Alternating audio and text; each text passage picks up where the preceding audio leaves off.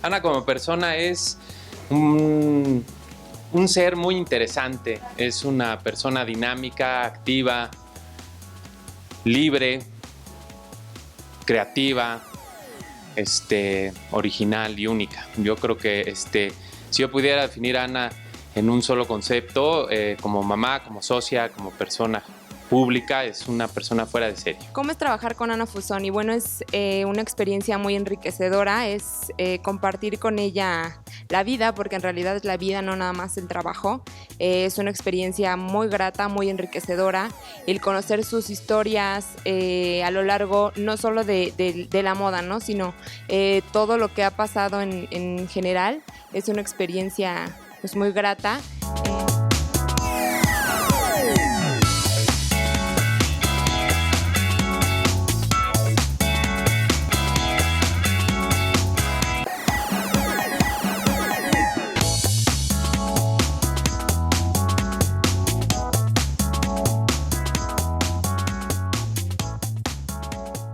Hola, ¿cómo están? Muy bien, muy buenas noches, bienvenidos a Palabras Mayores.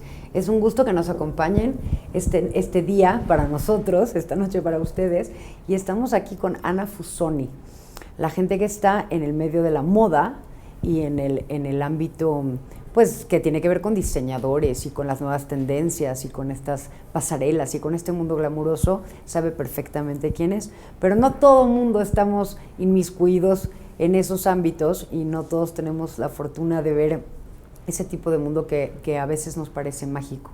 Y entonces nos va a platicar un poco de cómo es esa experiencia y desde cuánto tiempo lo hace. Bienvenida, muchas gracias. A ustedes, muchas gracias. Sí. ¿Qué pasa? ¿Por qué de su amor a las letras, supongo que tenía ese interés de las letras francesas, iba a estudiar, el cambio sé que se presentó por una invitación a participar en la revista Vogue, pero ¿por qué el cambio? ¿Por qué abandonar, digamos, esta primera intención de estudiar letras? Pues no la abandoné, estaba estudiando letras, efectivamente, letras francesas, soy, como lo digo yo, niña liceo, ya iba yo muy encaminada con las letras francesas y me fui a estudiar a los Estados Unidos y seguí con este tema. El cambio no fue de ya me voy a la moda, ¿no? Sino que yo entré en un concurso que organizaba precisamente la revista Vogue, pero era un concurso que yo llamo de escribir. Yo quería ser periodista, yo vengo de familia de escritores, somos todos, no somos visuales, somos como de letras, ¿no? Y entonces entré al concurso, que era qué te gusta la revista, qué no te gusta, cómo harías una entrevista, quién entrevistarías, cómo harías un artículo, etcétera. Y fui evolucionando en las diferentes etapas hasta que un día acabamos 12 finalistas en Nueva York, entrevistándonos con las editoras, conociendo las oficinas, conociendo a los fotógrafos, etcétera, y pues tuve la fortuna de ser seleccionada como buen material para Vogue. Ajá. Entonces sí, me fui a trabajar a Vogue. El premio consistía, por un lado, en pues trabajar en cada una de las secciones de la revista, lo cual a mí me encantó, desde luego, y también viajar a las colecciones, que tuve la oportunidad de ir a algunos desfiles. Pero más bien entonces esta primera invitación fue, o esta primera intención de participar en este concurso fue para dedicarse a escribir. Claro, yo quería ser periodista porque mi papá había sido periodista, como te digo, crecí en un entorno en donde la gente escribe y pues era lo que me interesaba, ¿no? Porque aunque era una revista de modas, lo que a mí me interesaba era escribir. ¿Y cuáles eran los diferentes ámbitos, digamos, de la revista que dice pues que pasó como por todas las secciones? Editora de moda, o sea, la persona que va y visita a los diferentes diseñadores, a las diferentes marcas y dice, bueno, esto es fotografiable, vamos a hacer una nota de modas de este tipo. Claro, hay una directora general y un director de arte que van conduciendo los contenidos de las revistas, pero hay las editoras que salen en busca van al mercado. De ese material. De ese material, ¿no? Van a los desfiles, hacen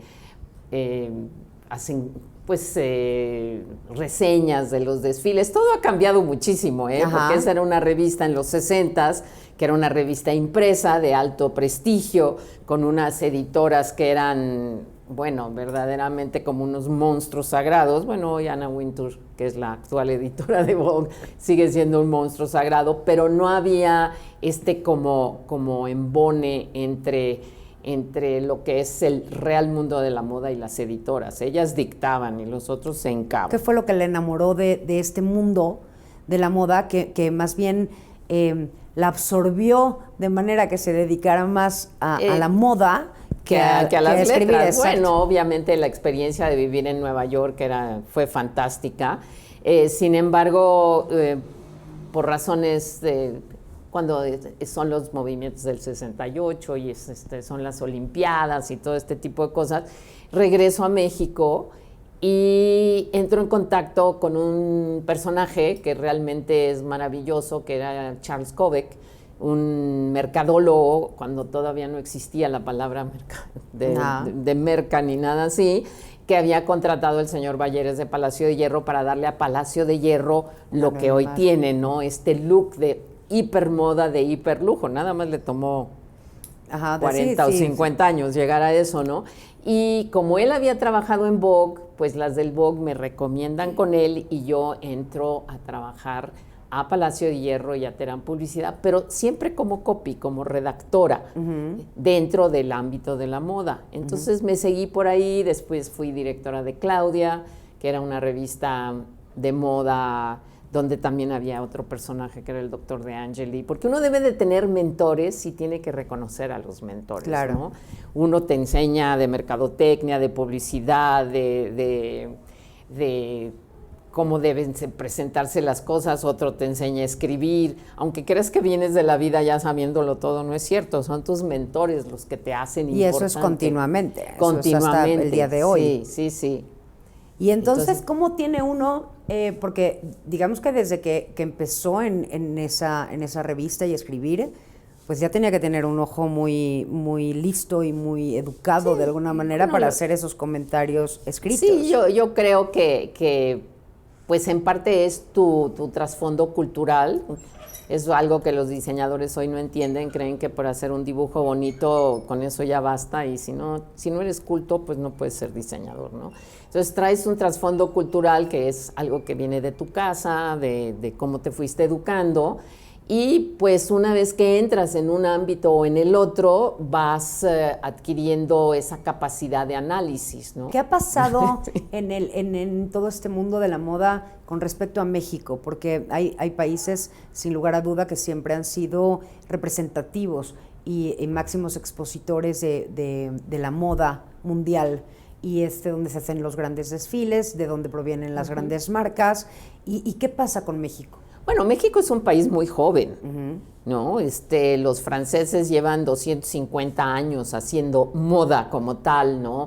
Los italianos quizá no tanto, pero México llega a este ámbito de la moda, si quieres, no tardíamente, sino cuando le toca madurar, teniendo una industria de la confección que no tiene más de 60 años. Entonces, si tú no tienes una industria de más de 60 años, pues difícilmente te vas a poder comparar con un país que lleva 100, 150 o 200 años produciendo objetos de lujo, etcétera, ¿no? Pero entonces, digamos que a la ropa mexicana, que además conocemos por la parte típica, y porque llevan, ¿no?, todos los estados de la República Mexicana teniendo su vestimenta autóctona y este tipo de cosas, ¿no lo podemos llamar moda mexicana? No.